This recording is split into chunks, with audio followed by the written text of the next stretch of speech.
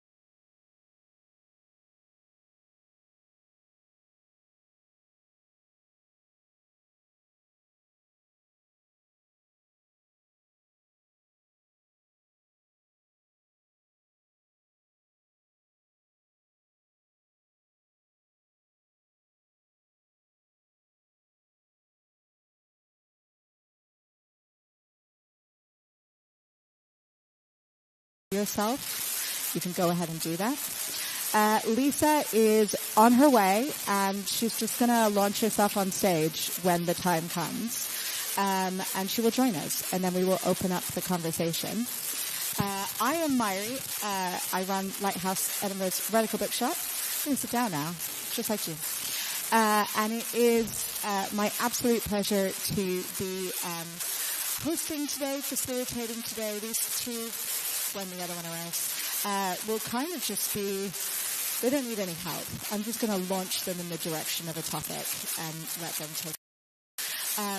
But I'm just going to do a brief introduction for Yassmin, who is a writer and broadcaster. She is the author of Talking About a Revolution, which we have over there, as well as some amazing children's books.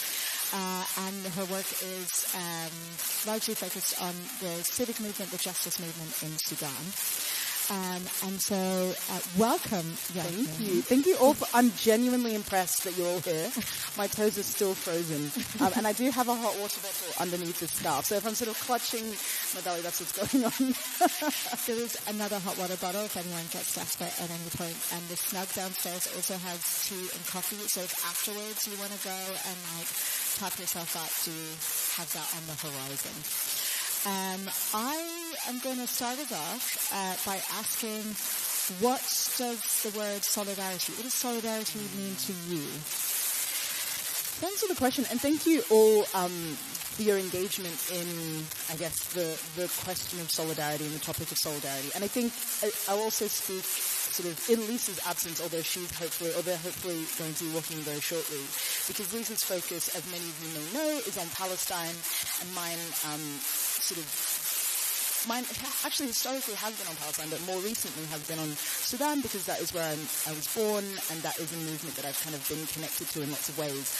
And it's interesting to me, I think, sometimes when there are movements around particular issues that are very urgent, that feel very urgent, that are very urgent, and that sometimes feel like they require all of us. And then there can be a sense that these movements are in competition, or these movements are taking space from each other, or somehow that, focus on one means that it's kind of mutually exclusive to focus on another.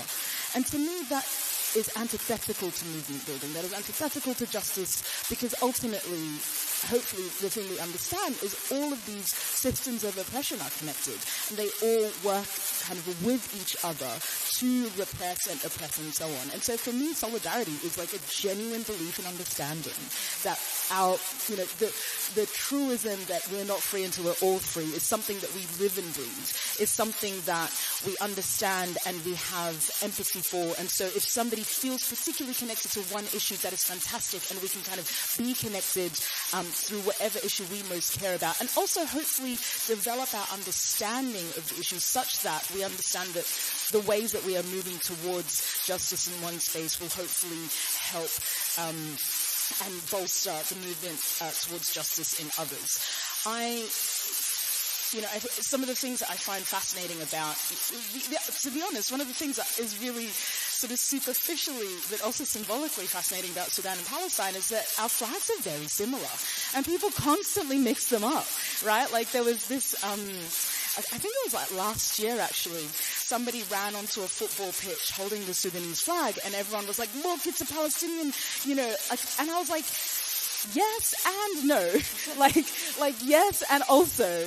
And I think it's really interesting. And I think there's sometimes, something that people ask me a lot is like, how do you feel that Sudan isn't in the mainstream media a lot? How do you feel that people don't understand what's going on? And for context, for those who might not know, at the moment, the way that I would characterize the war in Sudan is that it's a counter-revolutionary war, right? It is a war that the sort of military-industrial complex within the country rose up against the civilian movement, this very successful revolution in 2018-2019, And this is about repressing that civilian movement, that movement towards justice. It has now, unfortunately, evolved into what some describe as a civil war, i.e., the various kind of, you'll often hear two different terms, the Sudanese Armed Forces, which is the traditional military, and the RSF, the Rapid Support Forces, which is another militia that used to be under the auspices of the armed forces, but now kind of operate as two different militaries within the same country.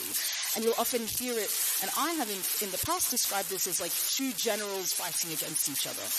Ultimately, now it's turned into two kind of like military ecosystems, like military economic ecosystems, like fighting for supremacy against each other within the one country, bolstered by different kind of foreign interests, whether it's the UAE, Egypt, Saudi, etc. And then now you've kind of got lots of other countries kind of drawn in. And I'm getting in the weeds, so stop me if you're kind of like, we're losing track. But the reason, the ways in which the conflict has evolved, the ways in which also the international sort of, I remember my original point. Sorry. Yes, it is true that even though the war in Sudan at the moment is, the worst humanitarian crisis in the world, the latest numbers are like 14 million people, a third of the country have been displaced. The number of people that have lost their lives, there are estimates that it's like over 150,000 in the last 18 months or so, that 90% of the system across the country have been destroyed, and so there are no accurate records. It is true that there is a frustration that this is not something that we hear more about, right, in the world. However, I don't necessarily think that attention is the thing that we should be always using as, like, attention is important. However, not all attention is the same, and not all attention gets us to the end that we need to be at, right? Because one could argue, and I have argued that, unfortunately, all the attention in the world hasn't necessarily moved the dial for Palestine, and that's a tragedy. That is a tragedy, right? And so thinking about, well, what does it mean for us to be in solidarity so that, yes, attention is important. Oh, Lisa, come on! Yes. Can we get Lisa a round of applause?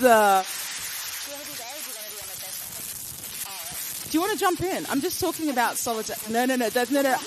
I'm honestly just waxing lyrical, and all these people are. Yes, here for the vibes.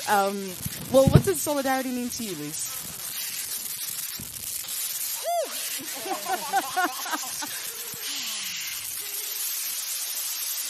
Protection, in a way. Is this on? 1, 2. I thought about it in chess metaphor. Does anybody play chess? One person, my person. Okay, cool. So I was working with a couple of artists, one in Egypt and one from Iran, and we developed this project where we would, because of censorship and because of the kind of thing we were involved in, we'd only speak in chess metaphor about everything. And so we talk about solidarity, we talk about protecting your pieces, right? The only one who's going to know what I mean. But we talk about protecting your pieces.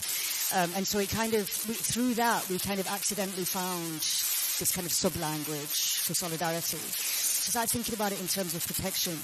But then there's another thing that I think I want to bring up as well, which is the Palestinian context. There's certainly a school of thought whereby people don't use the word they use the word lahum. Lahum is like, it comes from like lahme, it comes from like meat. So lahum is like to be one.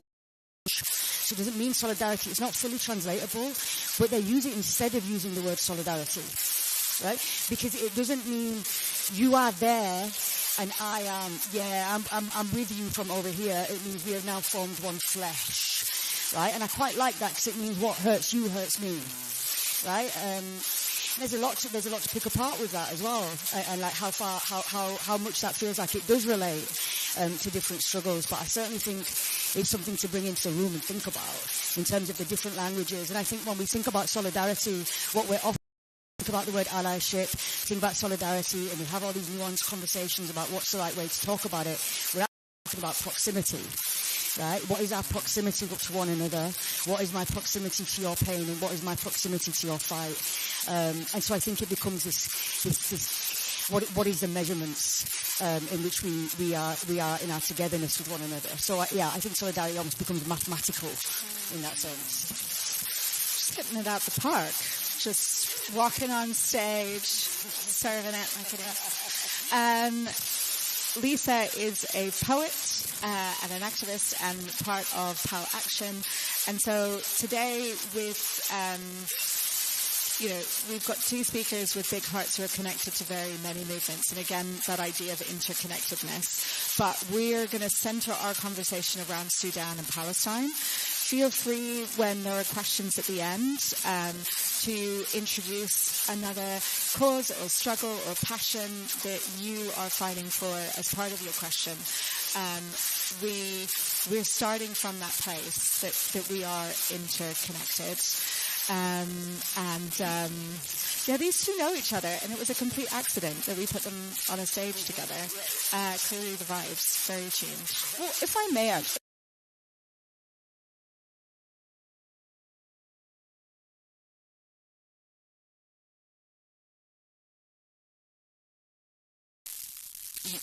Maybe, and I don't know if it's, I don't know how it is to hear this, but like your evolution, I think, because when we first met, you may have been, but I was less aware of your direct action and the ways that you were engaging with movement. But we had many conversations about it, and it's been, I think it has brought me, I have felt, may I say, that like a deeper understanding with respect to movements, because like the conversations we've had about kind of activism and revolution and so on, we don't necessarily have the same ways of engaging in our activism, right?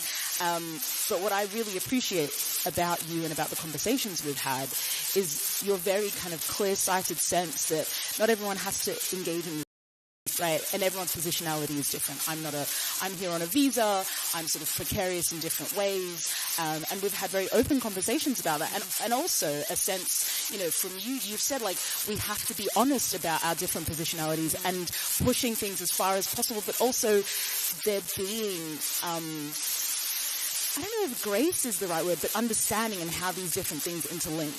And I'd love to hear you speak more about that, actually. Yeah, so just to mention something like evolution as well, I think we first properly came into contact in this sense in the 2019 Lebanese revolution, because I was on the ground, and you used your platform to amplify what we was doing on the ground and what was happening on the ground. This is the first kind of time that we came into Tlahum, right, and kind of found that way to move together.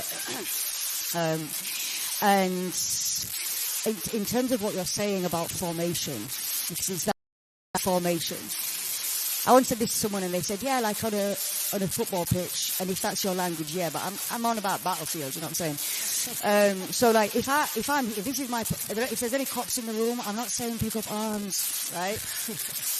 But now that's out the way, because they are up my ass, you know what I'm saying? So if we're on the battlefield, somebody recorded that, right? So I can use it in court.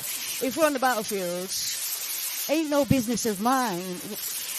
Like, if your target is over here and you're stationed over here, I ain't reaching what your target is over there. I have to focus on my position on the battlefield, because that's the position that I've taken on, right? And that is the position that I have to fight from. And then it's really important for us to think in all manner of ways, what is our formation? Like in Palestine Action, for example, yeah, not everyone can be on the front line, but like, good, because who's going to be outside the stations when people are released? Who's going to be sending money to those imprisoned? Who's going to be looking after the families, the fallout of situations? Who's going to be ensuring that the doors are fixed and what have you when the counter-terrorism cops come in and smash up your house? Like, that we need all those people. Who's going to be doing in court, taking the legal notes, right? Who's going to be, doing all of the logistics of the actions? Not everyone can be doing an action. It's not just this kind of like, throw yourself on a front line thing. There is a formation, right? Who's going to be the spokespeople? They probably can't be out there doing coverts because their face is very known. So it's like knowing what your role is and sticking to it, and that's within Palestine Action only. Then you look at the wider movement and like who can occupy what space and what's safe. I'm not of the belief, some movements are, but this isn't ours, that it's useful to get arrested. That's not what we're doing. We can talk about that after. There's a logic behind it, and it isn't that. That's more XR's kind of modus operandi, and that's their thing. That's their thing. But that's not necessarily useful. Like right now, we've just had 10 people taking this. Right now, they are in court and probably going to all be remanded and kept in prison without trial. Right? That's 10 people off the battlefield. There's 8 actually. There's 8 people off the battlefield. What use is that if all of us now just decided to smash up this beautiful venue? We're not going to do that at all. But you know what I'm saying? Like for absolutely no reason but to make a point and get arrested. There's no purpose to it. And so it's kind of activating also what you're good at and what you bring to the table. You know, I learned that from a young age, being asked, what are you bringing to the table? What are you bringing to the table? Pack of cards, fine, cool. Whatever you bring into the table, your food, a dish, whatever, like just bring something to the table. If you don't have anything in your pockets, then bring good conversation. You know, like that's what I'd be told. And care. And I think this is important as well because sometimes I think I know for myself, that's something I have to remind myself because, you know, sometimes there is this sense of a hierarchy of like what is more valuable in a movement or what is whatever. Like we feel like we should be doing X because, you know, that's the thing that might be celebrated or that's the thing that might be whatever. But actually none of these things can exist without each other. And for me, when you say tarahum, when you say, you know, we're all part of one kind of body, there are all different. There's no point in a toe trying to be like a vein, right? Like it's fully not its job, right? And so figuring out and being very secure in what role we can, and actually that role might change and evolve over time. Like what I could do when I lived in Australia, what I could do when I was in Sudan with an Australian passport, for example, is very different. And so like also thinking about being quite honest with ourselves about what is possible, what we can bring, what we find comfort in, what we find discomforting but still important and still has a purpose. And I do think like having those honest conversations with ourselves and then within movement allows us to be much more effective. Can I ask if each of you can tell us how you got to where you are and how you've chosen the kind of solidarity work, the kind of movement building work that you are in now? Like what is that journey over time, milestones of it, where you've ended up where you are today, and whether or not you envision in the future or with different forks in the road that you might see that evolving. So for me, I grew up in an Arab household. My father was from Haifa in Palestine, so I always grew up in a household that obviously centered Palestinian liberation. And then as I grew up, I engaged more in different struggles for indigenous people all over. About 6-7 years ago, I moved to Beirut, which is where my dad had, where we still had family and what have you. And the Lebanese Revolution broke out, right? Now, Lebanese Revolution is obviously, you know, very kind of nationalist. It concerns those who, let's go back to the measurements. You're measuring your proximity to how you position yourself on the battlefield of a revolution, like a countrywide revolution in that sense. And so I started to engage in a mutual aid capacity. So I'd fly back with my British passport, collect resources and funds to go back and be able to get gas masks for the frontliners so that when the tear gas comes, you can keep fighting, right? So things like that, right? Getting the solar powering to power up Martyrs Square. Martyrs Square was like the Tahrir Square. It's like the center point of the revolution. So, my role would be doing things like that, like sorting out solar powering because they cut off electricity, right? So we'll solar power you bitches, right? So then we have this kind of role that you find yourself in where you are assisting the revolutionaries in a way from your place.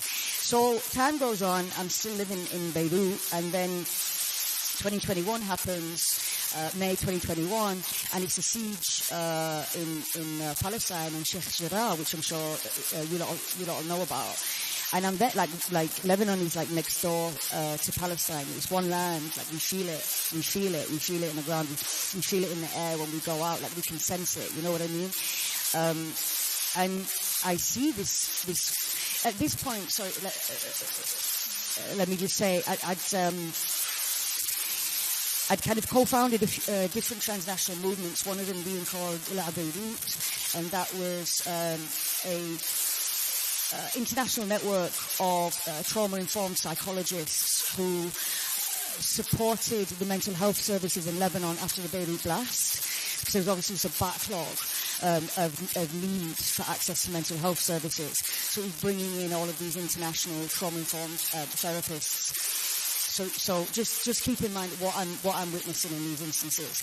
So then, following that, the same year, I co-founded an anti-racism collective called Nahnu Hon. So this was for women specifically, or largely single mothers, victims of the kafala system, which is modern-day slave trade, right? So people who've been through human trafficking, who have been in domestic workers, to dress it up very politely, and this is the language that's used. And then in the fallout of the crises, all of these women were just being dumped on the street because their madame wants to leave the country and flee. You don't know what to do with your domestic worker, so you dump her outside of her embassy, right? So this was happening en masse. So I became really engaged in that fight, right? And we'd set up school, nursery, which would not only give these women childcare so that they could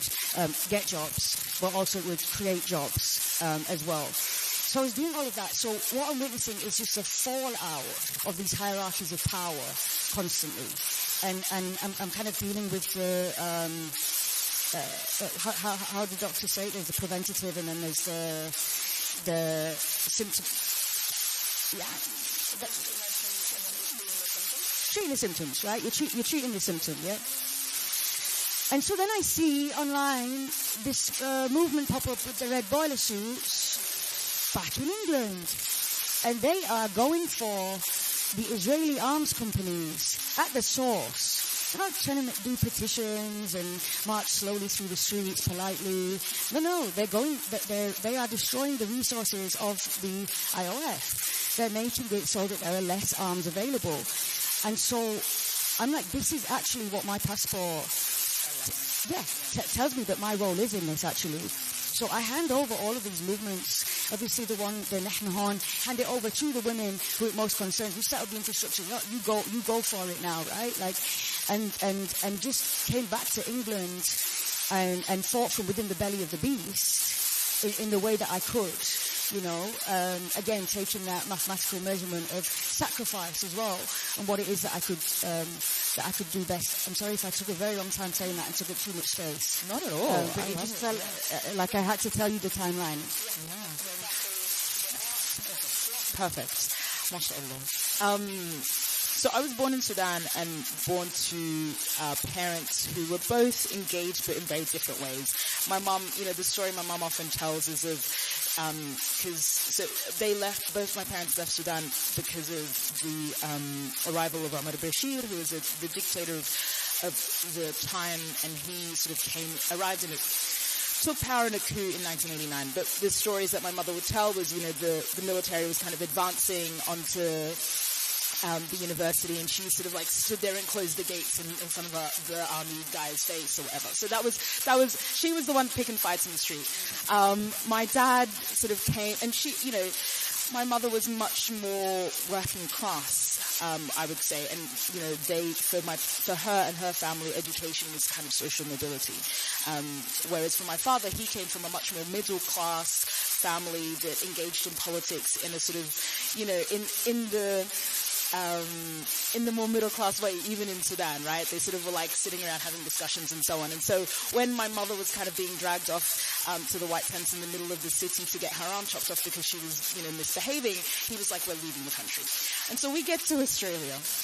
We're the second Sudanese family in Brisbane. The next family doesn't come till 10 years later. So we're sort of the only Africans in the village, as it were. And they brought me up with a deep sense of commitment to justice and to community, but a depoliticized one, right? Because for my father, and my father was kind of the one who dictated the rules of the house, as it were, Australia was a place where politics worked. There was democracy and there was systems, and like that was the path. If you wanted to get things done, that was the path to do it. And so I grew up very kind of engaged in politics, but not in a way that was outside the system. It was very much kind of through the system. So like I started, a community organization when I was 16 called Youth Without Borders, and it was all about kind of doing community programs and whatever, but it was not necessarily about challenging the basis on which the system was built. It was kind of accepting that the system here worked, and that was if only Sudan could have a system like Australia, kind of thing. So the thing, and that's actually kind of what I chart through the essays in the book is my kind of political evolution, because ultimately what happened is that I sort of, became the model of the good Muslim migrant in the Australian context, right? I was sort of raised up and seen as like, this is how you behave if you're a good Muslim immigrant, blah, blah, blah. Until they started to realize that actually my politics were not accepting of the status quo. I just kind of gave it a presentable face. And a couple of public things happened, and at this point I had sort of become a public figure. And I then became what you might call like I was made an example out of, right, in the kind of public context. And in 2017 sort of turned from what you might call like the sort of the good Muslim migrant into, the controversial Muslim activist, and we had to kind of destroy her and tear her down or whatever. I did not have the political framework to understand what was going on at the time, right? I couldn't understand because that had not been the political understanding that I grew up with. Even though I had been around radical spaces, I had not understood, right? We often talk about Palestine being the entry point for a lot of people. My first protests were Palestine, when I was 13, 14, 15, but I still hadn't understood. So come to me being 25, 26, seeing the people that I thought were my allies, the people that I thought had my back, sort of turn around and be like, no, you've gone too far.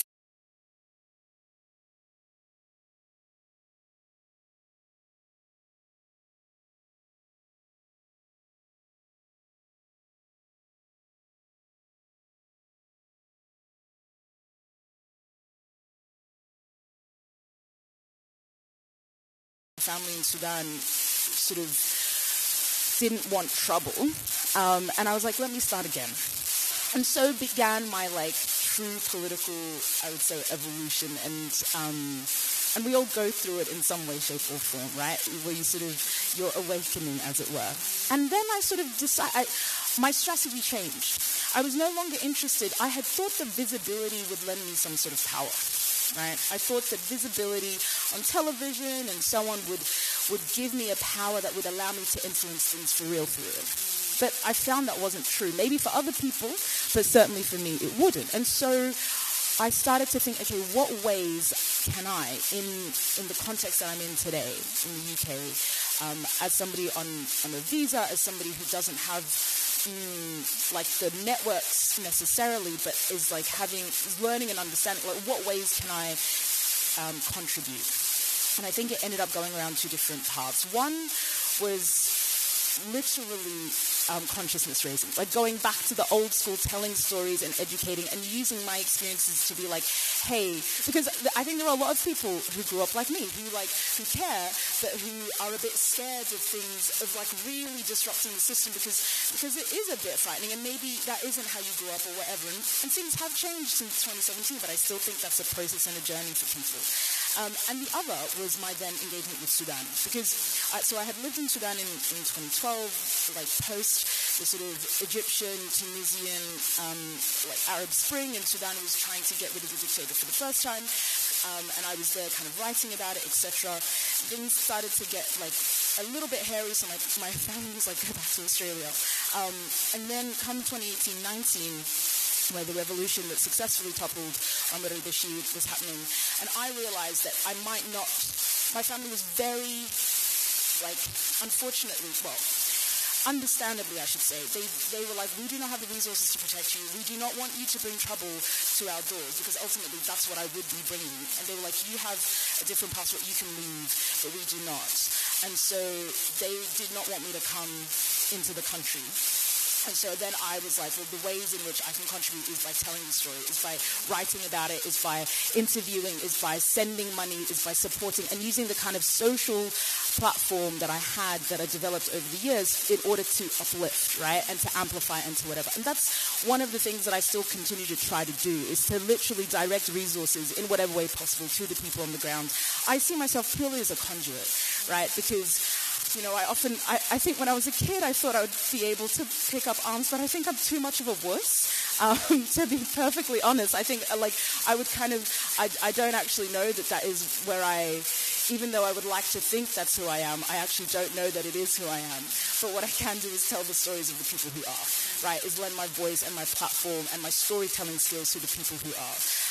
And so that has evolved since. So I reflected very recently. I was like, oh gosh, how is it that my main practice is actually writing? I never thought that that's what my main practice would be. I always thought that it would be kind of much more logistical, and yes, that stuff does come into it. But I think the thing that I spend the most time doing is thinking about how to tell the story, and also trying to figure out the kind of the ways in which we can be successful. How do we survive victory? How do we, once the revolution has happened, how do we build forward? I have built numerous different community organizations over the years. How do we use how do we actually build movements successfully and continue it beyond just the battlefield? Because that is actually a different problem. And that is one that I think Sudan hasn't been able to fix. How do you go from, an armed revolution where you get rid of the despot to a successfully, demilitarized society? That's the problem Sudan has. The only way that you get to the table is if you're holding a gun. That is not a way that a peaceful society can continue, certainly in our experience. So what does it look like to move beyond that? That's what I spend my time thinking about. That's what I spend my time trying to engage people on. It is very different to what I imagined, but it's where I've landed for the time being. Come to me in 10 years and we'll see where I'm at, inshallah. Thank you both for those incredibly generous answers and giving us sort of a context of how you've ended up here for now. And also, you're moving at 12 million miles an hour, and there's so many answers to so many of my questions embedded in both of your answers. So I'm going to pull at some threads, and then you can do you and pick up whichever one you want. I want to start, one thread I want to pull on is this idea of empathy building, of this idea of knowledge. So we see this in two different ways. One, there's this sense of if white kids don't read about black kids, then they won't care about black kids. And then there's representation. So you get your books going into the ether is here's a Sudanese kid doing these. They are great books. Even if you are a grown-up, I would say they're very galvanizing. Such a cool And Christmas kid. is coming. Christmas is coming. And Eid. But that idea of putting something in the water that allows another generation to come up, reading about, experiencing, seeing kids, both themselves and other kids in these ways. But that there's also an element that you see with conversations, for instance, around Palestine, of people being it's too complicated, I don't know enough about it, so until I know everything, until I have my PhD in, the geopolitics of the Middle East, I couldn't possibly weigh in or show up. And so I need to educate myself. And it feels in some ways that both of those are facets of the same disempowering position of being I'm not equipped for this, or I don't know enough. Or these are other people. These are other people's experiences. And so I'm curious about that idea of how do we engage with that space, that either the gap in empathy or that fear of not knowing enough, and empowering people to feel that sense that we are all connected. These are all of our struggles. My freedom is your freedom is mine. Whether it's here or 10,000 miles away, we nourish ourselves and our spaces when we engage. So how, if I were to pull that thread, and you can pick it up on any one of those points, yeah, go for it. So I want to make 2 to 3 points. The first one being, so I'm going to start mixing metaphors now because I'm going to talk about a resource called Mapping the Battlefield. I don't want you to necessarily think about the way that I used it previously. Does anybody know this resource? Has anybody seen this resource, this visual? No? It's available. You can find it quite easily. It's come from civil rights organising. So look up Mapping the Battlefield or the Spectrum of Allyship, and one of them is more detailed than the other. And what it is it shows this literally a spectrum. So it's a half circle, and it's got these divides in it, and it shows different places that people are from an active opposition to an active ally, but more than ally. So somebody who is like deeply in the movement, shoulder to shoulder with you, or maybe you're not even at that point. Maybe you're kind of at a different point. So it's got active opposition, passive opposition, and then it kind of looks at those who are kind of neutral, but perhaps can be won over slightly. Those who are in the know and have put some time into educating themselves but haven't activated that and aren't taking any actual action. And then it comes on to those who are taking action. Look at it. I was thinking this morning, I wondered if I could show you in any way, but I can't. But you can find it. Now, a friend of mine, Jess Malley, you know Jess, right? Jess is a great anti-racism educator as well. And her and I were doing these online kind of teach-outs on Palestine at the end of last year. Now, what Jess does as an anti-racism activist, an educator, is she's very good at bringing people in. Yeah? She's very good at taking the time and having the patience to, right? Yeah. She is anti-calling out. She calls it call in instead of call out, right? So this is Jess. This is not me. Yeah. I love it because sometimes Lisa sends people to Jess. She's like, I can't deal with it. Like, Jess, you handle this person. So my placement is Aries, Leo, Leo. For those who know, they know that I don't have that patience. But that's okay, because it means that we did kind of a Finding Your Place kind of seminar, and then a kind of Activating Your Place. So what I'm good is at this half. So I'm good at training people, training up the next generation of frontliners. This is what I do well, and I know that this is what I do well.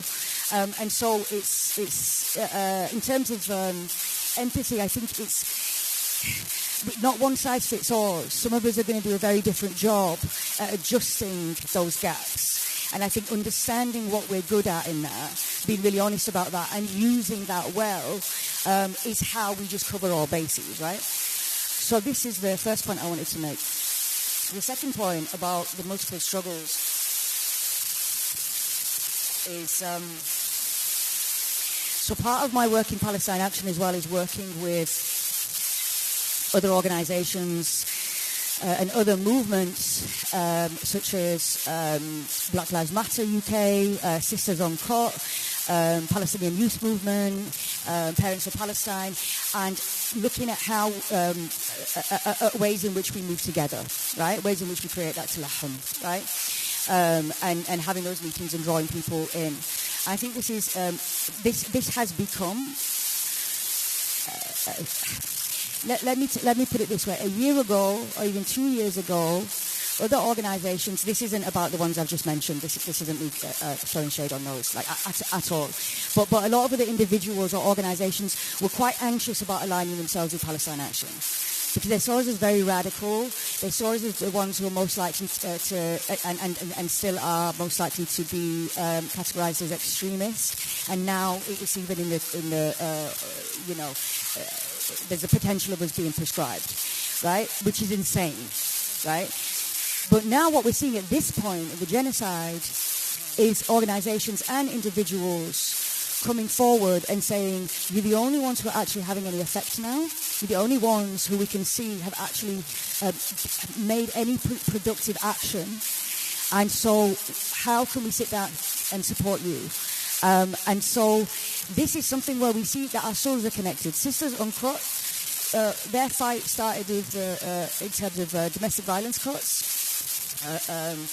And now they are generally against state violence. That's their fight. They're against state violence. Okay, so this is a connective tissue, right? Anti-racism is a huge connective tissue. Palestine Action is an anti-racist movement, right? It's removing the weaponry that's available for racist regimes to carry out colonial violence, right? So you start finding the meeting points. So it doesn't matter if everybody's on the front line. We aren't going to BLM UK and saying, can you get all your cohorts come on the front line? We're not saying that at all. It's what resources have you guys got? Cool, this is what we've got. So our resources are available to you. Yeah? Your resources are available to us. Fantastic.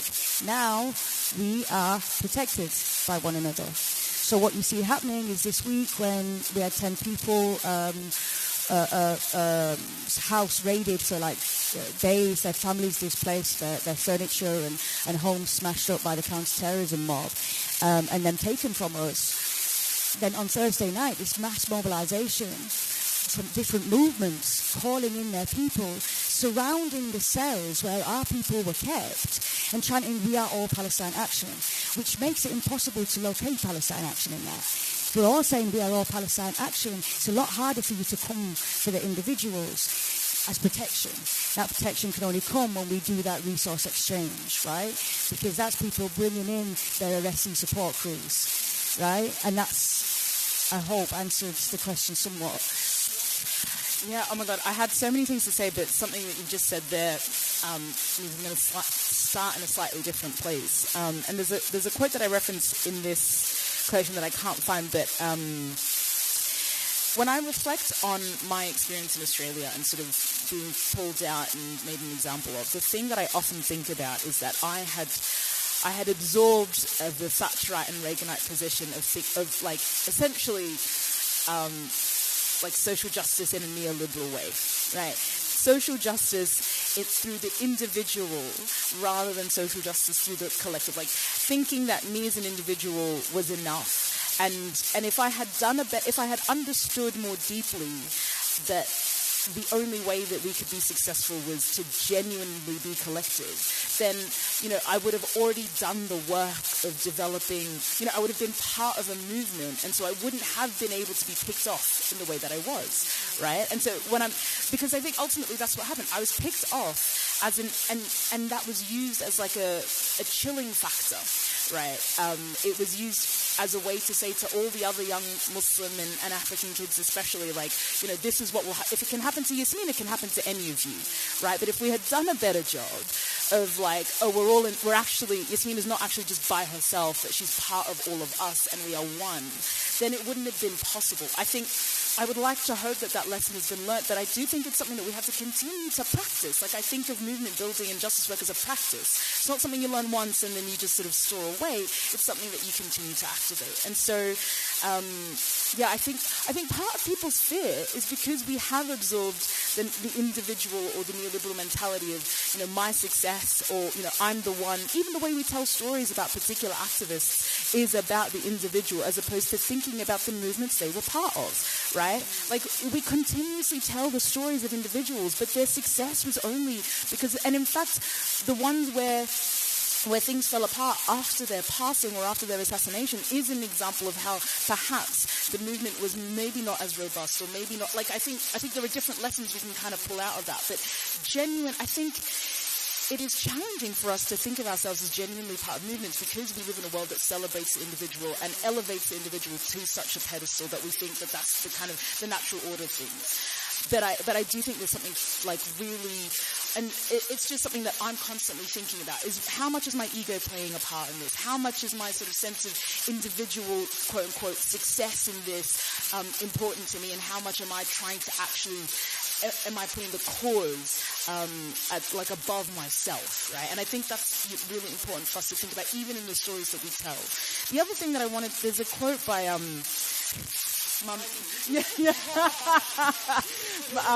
My man Walter Benjamin, and he talks about he says that fascistic governments maintain power and control by allowing the public to express themselves aesthetically, keeping them far from the work of material reform. And, the sort of quote continues, but I think there's something fascinating about us focusing on the aesthetics of movement and the aesthetics of, and the symbols, rather than being like, to your point, like how effective is the actual action? Are we just obsessed with the symbol, or are we obsessed with its efficacy?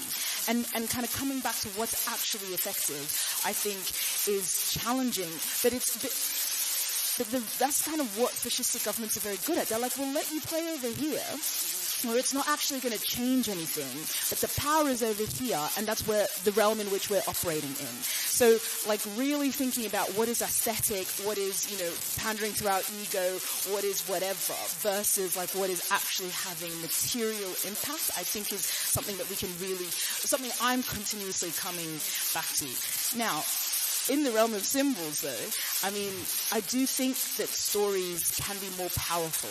And this is partly, I was smiling as you were telling the story, because my first teen novel, You Must Be Layla, was about, the Sudanese kid who has a fight at her school, and one of the critiques of the book was that I was dealing with too many issues.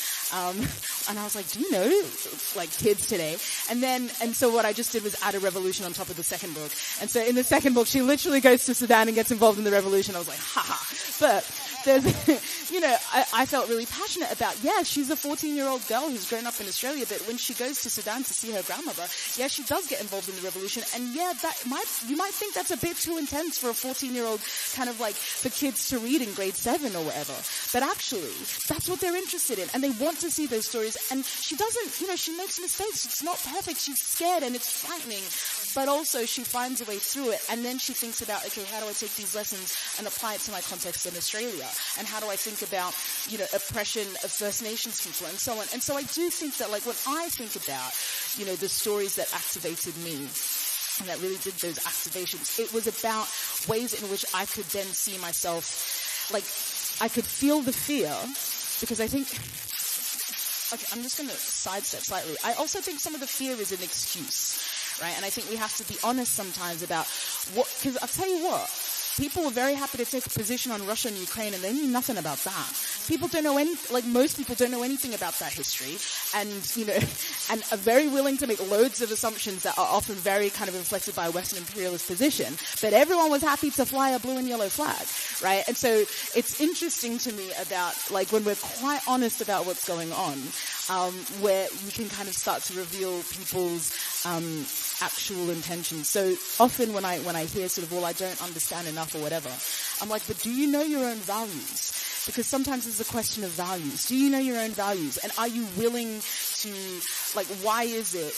Because if something's actually a value, it should be pretty easy to sort of speak to that value. But if you're actually, if what you value is self-preservation versus justice, even though you say justice is the thing you care about, then let's have a more honest conversation about that. We've run slightly over 12 o'clock. We started about 15, 20 minutes late. So we're going to keep going. But if you need to leave, if you need to move about, if you need to get somewhere else very slowly through the snow, then we will not take it personally. I genuinely wouldn't bother. I just came in from out there. No one's moving anywhere. You might as well be here. But yeah, you do. Just stay for the day. I want to pick up on a few things right now. I do think you're so right around fear, and you're so right that we live in this culture that doesn't allow the space for people to learn to be wrong and to evolve a position and to be like, I know enough to live my values. And if somebody comes and educates me about a certain position or gives me, then I can evolve, and I'm allowed to have been wrong.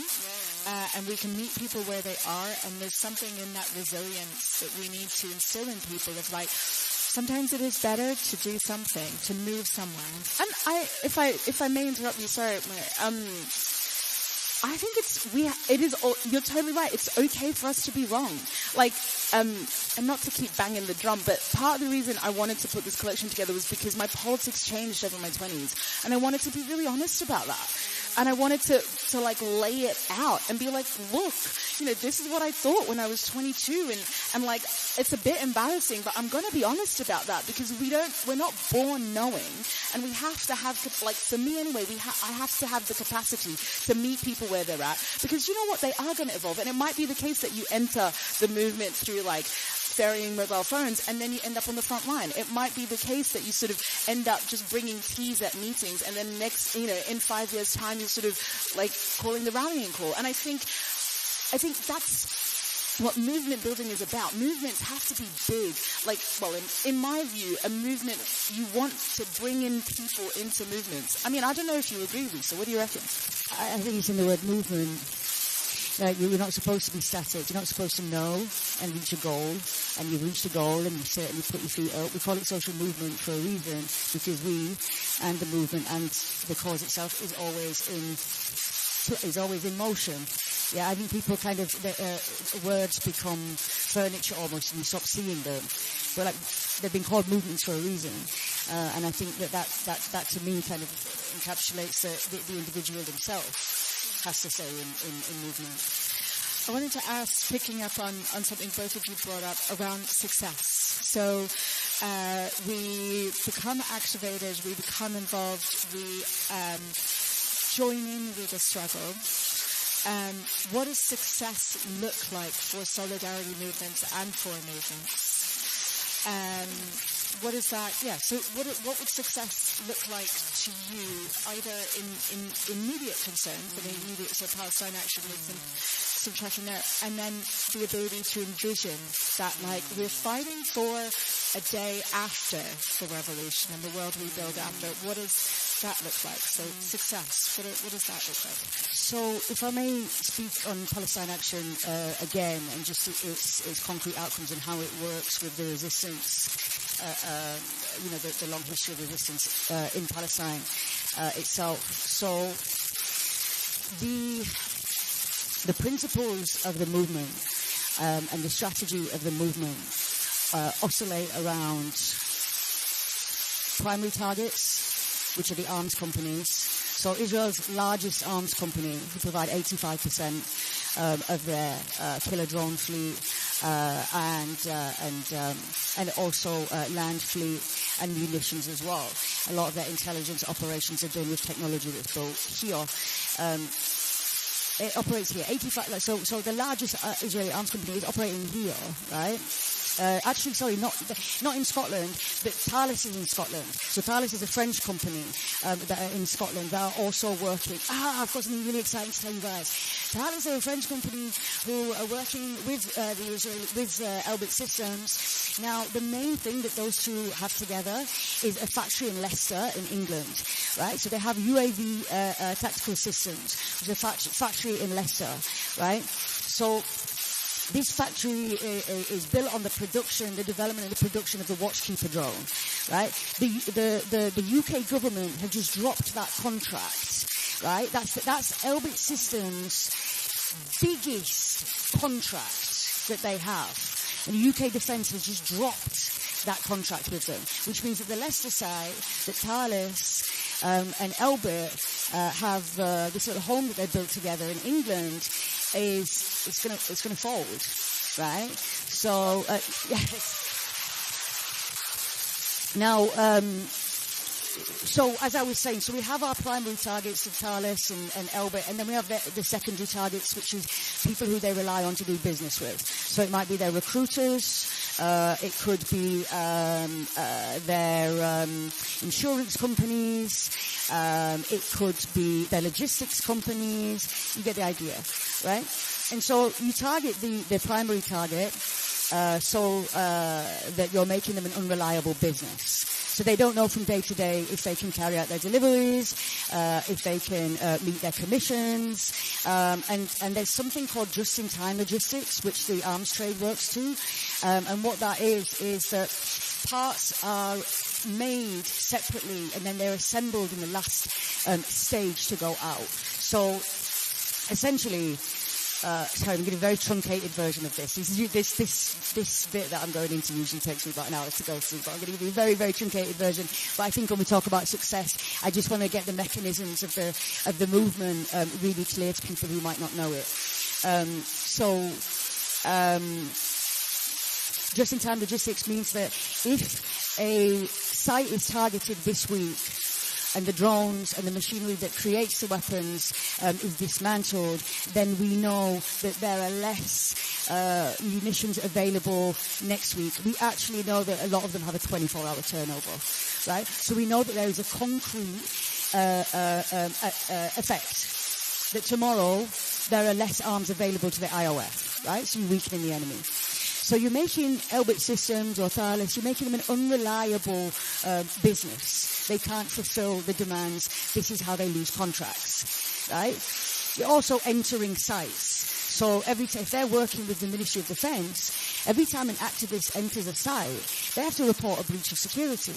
Now, there's only so many times the Ministry of Defence can work with a company having this much breach of security, right? Once again, you see the dropping of contracts. At this point, they're losing so much money that they can't sustain keeping open the amount of factories that they have open.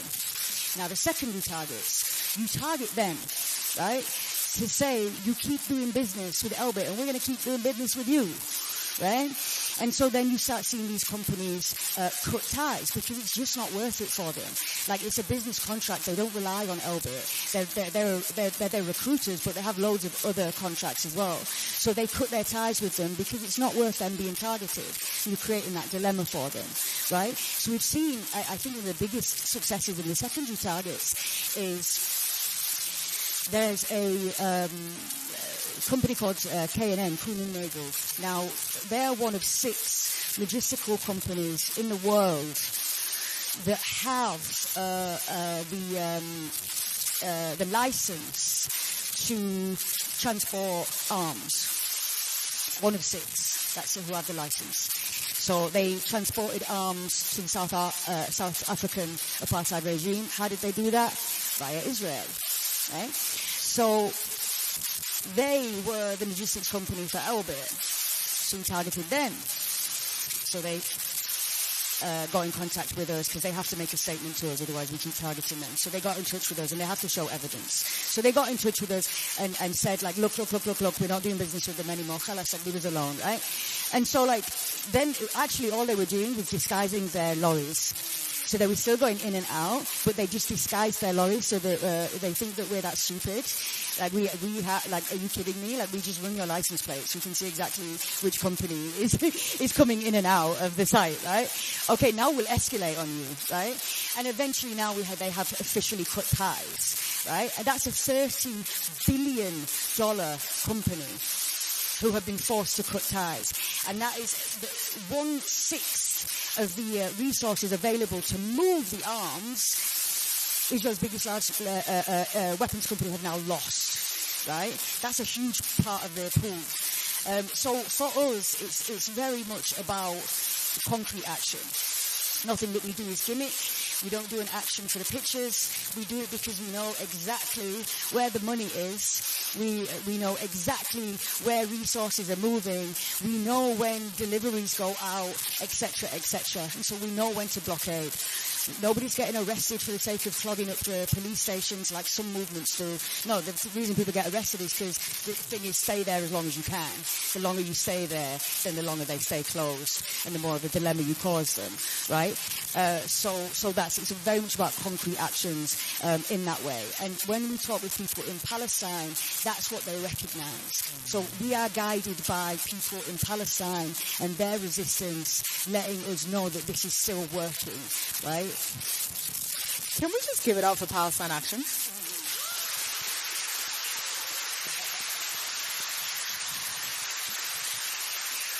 You know, Lisa, as we were talking, I felt so proud. Even though I've got nothing to do with it, I just really felt proud. Because I think, like... And this is what... Sorry, just going back to what you were saying about governments... and fascist governments saying, yeah, you guys go play over there, that's fine, as long as you're not having any concrete changes. And that's why the state is coming to war with us. That's why they're coming into our homes and smashing up our homes. Like, that's why they're warring with us, you know? Yeah. And I think that's, you know, when they start to call you extremists, when they start to like really make life difficult for you, that's when you know you're being effective, right? And I think that's something really to pay attention to. And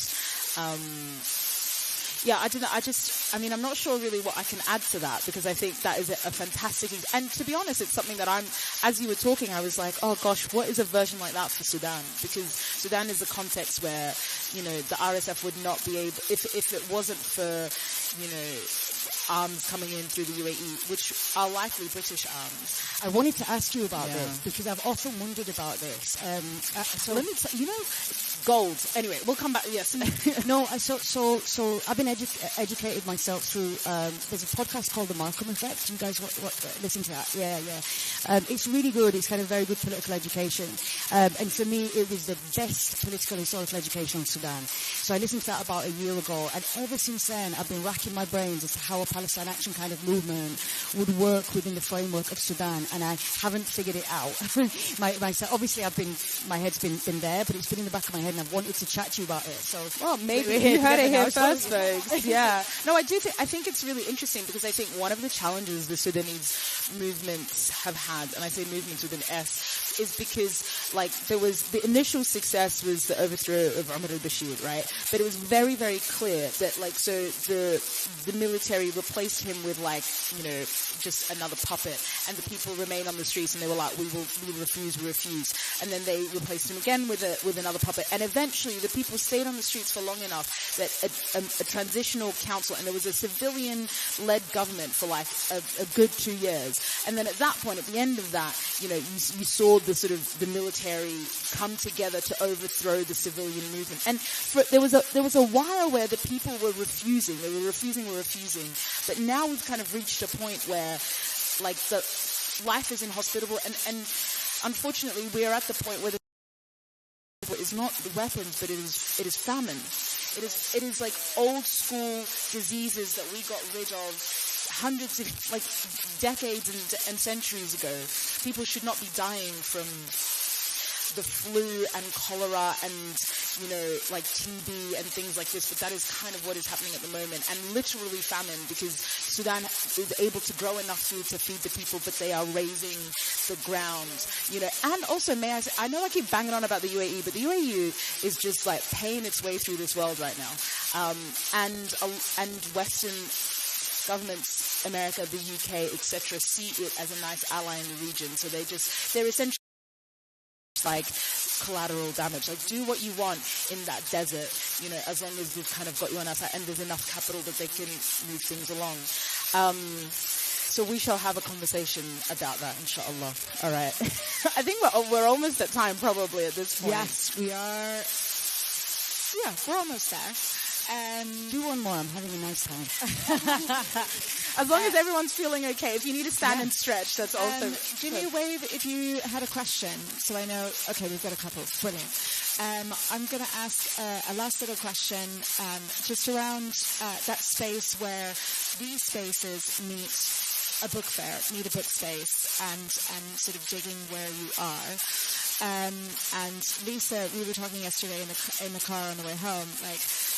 The first time I saw you was when you were waving around bus cards in Leicester in May last year, being like, take a bus card, you're going to need this phone number. I was right. Yeah, and you were right. I'm very glad for my bus card when I got arrested.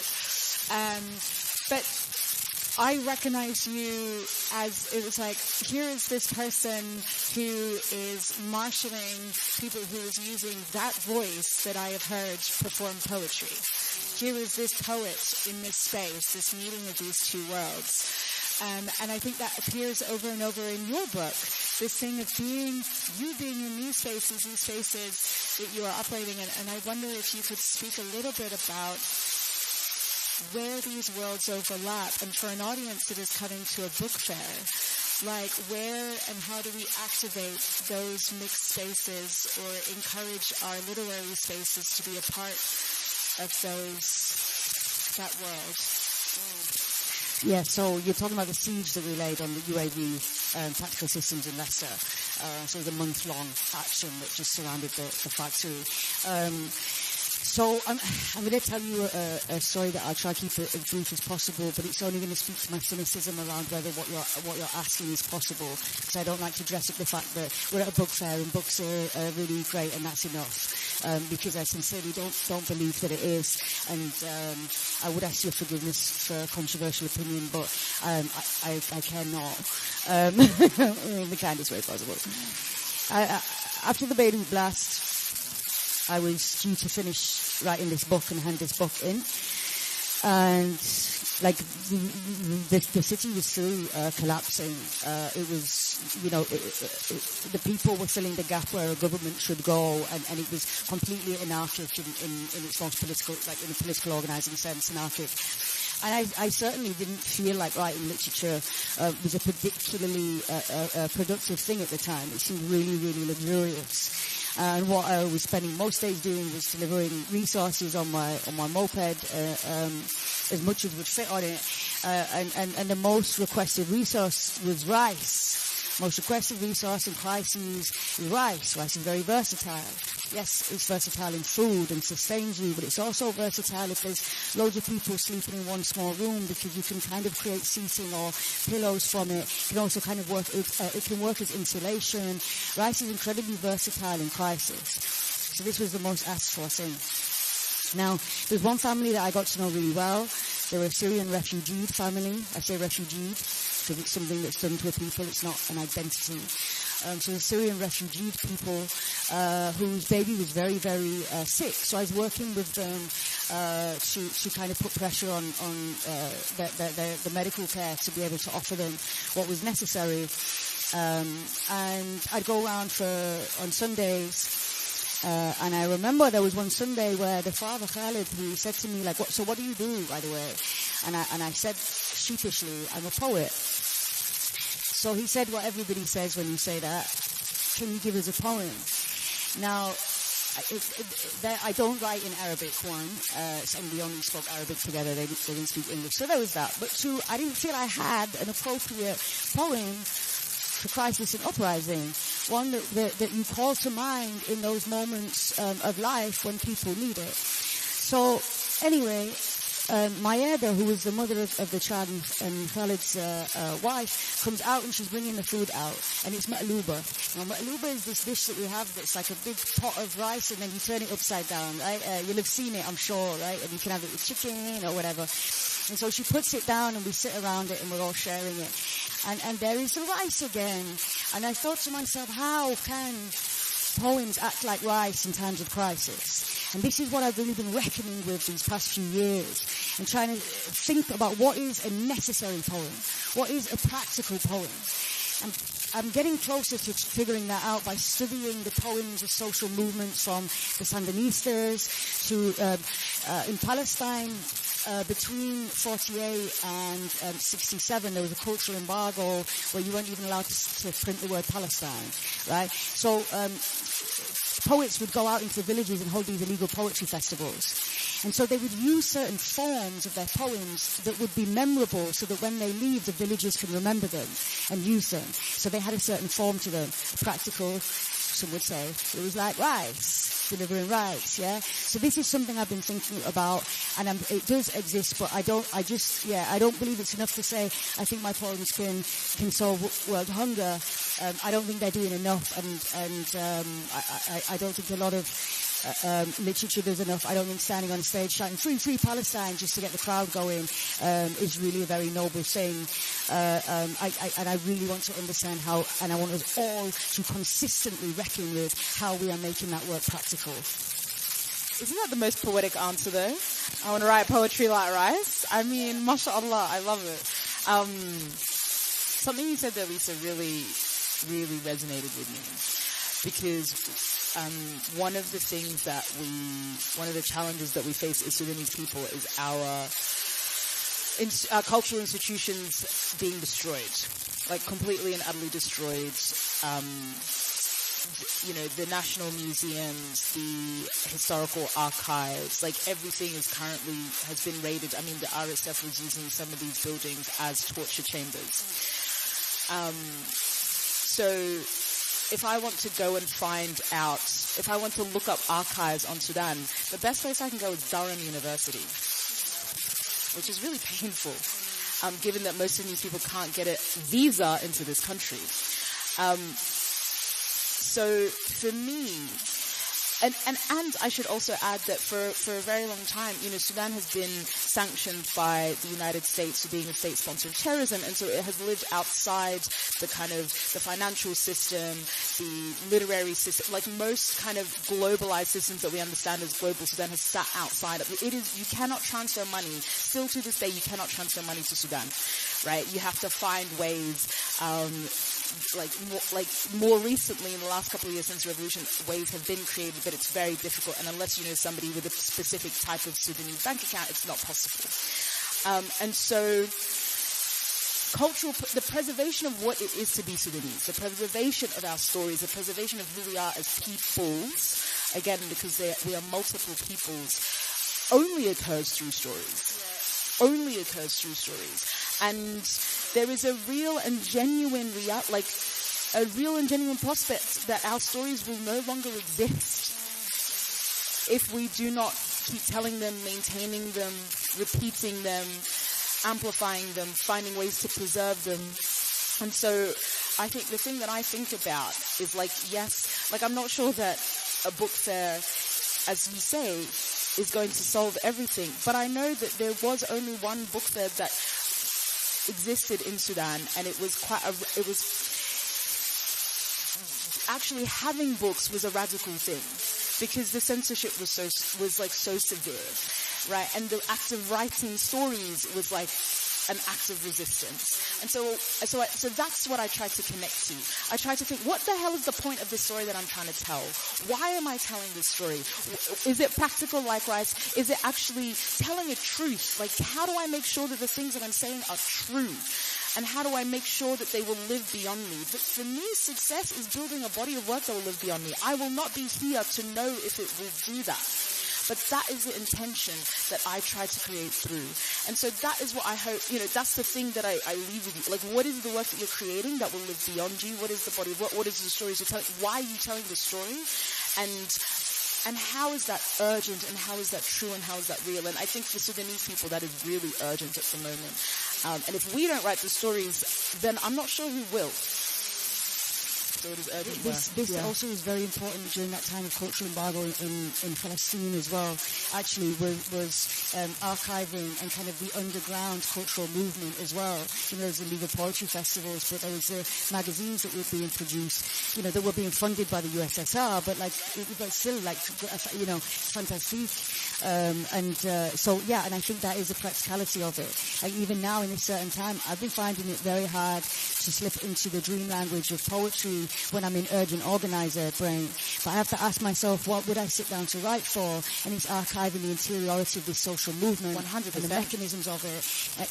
If this reminds, so I saw an exhibition in New York, which was about the Harlem Renaissance movement, and what they had was all of this stuff. These pamphlets about the things that they were talking about at the time, and the arguments they were having within the movement, and the conversations. And I was like, this is what we need to have of this moment, because we will pass that on, and we will continue to have these conversations. But actually recording what is going on, these kinds of conversations are vital. They're vital. I think I lied about questions because we are out of time, and that is such a beautiful note from both of you to end on. Do come, we have a wee signing table that also happens to be beside our little electric sun. So do come, even if you're not getting a book, do explore the books on the table, but come and ask the questions you didn't get a chance to. Come and meet these two and ask them some questions. We will be at the back, and then get yourself a cup of tea downstairs, some biscuits, and warm up. Thank you for coming out today, and thank you, Lisa and Yassmin, for everything that you do and for connecting the dots for us as an audience, as readers, as actors in the world. So thank you. Please join me in thanking our speakers.